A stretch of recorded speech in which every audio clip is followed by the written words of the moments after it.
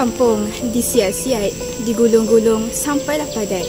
Kami Nagoi memang terbiat, biar mati anak, jangan mati adat. Assalamualaikum dan salam sejahtera. Saya Khairunisa Putera daripada 4 STM1. Seperti yang kita semua sudah tahu, Negeri Sembilan merupakan negeri yang mempunyai pelbagai keistimewaan dan adat yang sangat unik. Namun begitu, adakah kita semua sudah tahu makanan-makanan yang menjadi warisan turun-temurun rakyat di sana?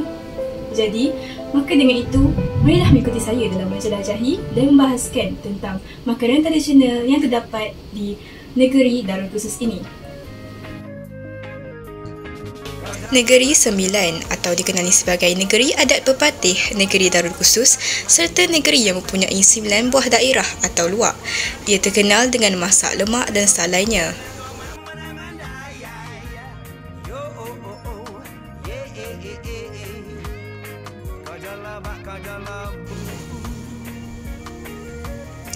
Rendang Maman merupakan salah satu makanan kesukaan rakyat di sana yang menjadi juadah utama ketika perayaan dan sebagainya. Maman merupakan sejenis sayur yang kebanyakannya ditanam di Negeri Sembilan. Cara penyediaan mengikut resepi daripada penduduk tempatan. Rendang daging salai campur dengan Maman. Korang nak tengok tak apa bahan-bahan dia? Jom kita tengok apa bahannya. 4 paket daging salai paste by Auni Homemade, 2 kilo santan pokat 1 kilo Maman. Kita dah siang bersihan sebab dia banyak pasir. Okey, 10 koping asam koping, sedikit garam untuk diperasakan lah. Okey, masukkan santan. Kemudian kita masukkan paste by Auni Homemade tu. Dititiklah sorai Kemudian dimasukkanlah ke dalam santan tadi. Kemudian kau kacaukan dulu sebati yang rasa itu. Masak sehingga dia pokat. Sampai dah timbul-timbul minyak, masukkan garam. Pokat macam tu. Kita masukkan daging. Daging ni tak perlu dikocotkan dulu sebab daging ni dah lembut tau. So kau kacau. Kan kalau awal nak masuk, dia hancur. Masak sehingga terbit minyak. Ini bukan minyak masak Ini minyak daripada santan tu. Kemudian masukkan asam koping. Masukkan Maman. Okey, bila kita dah masukkan Maman, jangan kau bergodak-godak, terkacau-kacau, nanti dia akan pahit. So biar dia kocut dulu dalam tu. Kemudian barulah dikacau-kacau manja. Okey, dah siap. Selamat mencuba. Orang kampung di sana giat melakukan penanaman sayur Maman sebagai punca pendapatan mereka.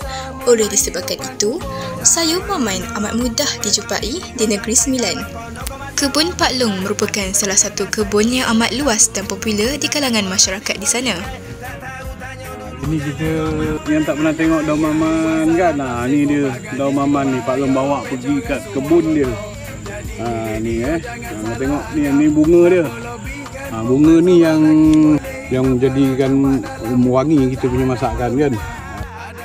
Kebiasaannya, hidangan ini menggunakan ayam kampung atau daging, tetapi boleh juga menggunakan daging itik dan burung puyuh. Kini, orang ramai telah mewujudkan pelbagai variasi rendang Maman yang dapat dimakan dengan segera tanpa melecehkan diri.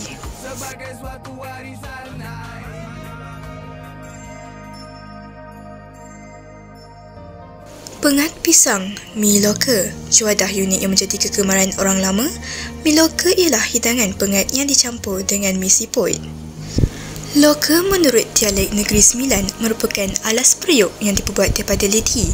Bentuk mi ini yang seakan-akan serupa dengan alas periuk membuatkan ianya dipanggil sebagai mi loka. Cara-cara memasak menurut penduduk tempatan. Jangan marah. Dah. Boleh. Masukkan okay, mana boleh gula naon? Kita pergi jalan. Okey, teraci tu banyak juga original ni mak. Ya. Angko mi loka. Kan? Mi loka tu dia bersimpul-simpul. Daun pandan. Masak Masukkan masak asin. wangi.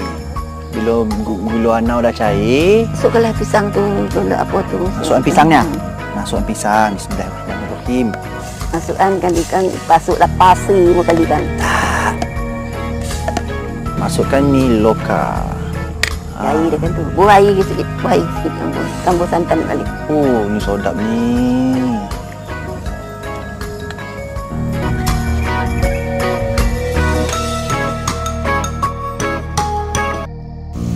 Juadah ini amat popular ketika bulan puasa. Kebanyakan kedai yang menjual mi loka akan diserbu oleh masyarakat di sana. Ibu Soko berketurunan suku Seri Lemak Minangkabau Lingkungan berkata, mi loka adalah makanan tradisi adat lingkungan dan cukup terkenal dalam kalangan masyarakat adat pepatih di negeri ini.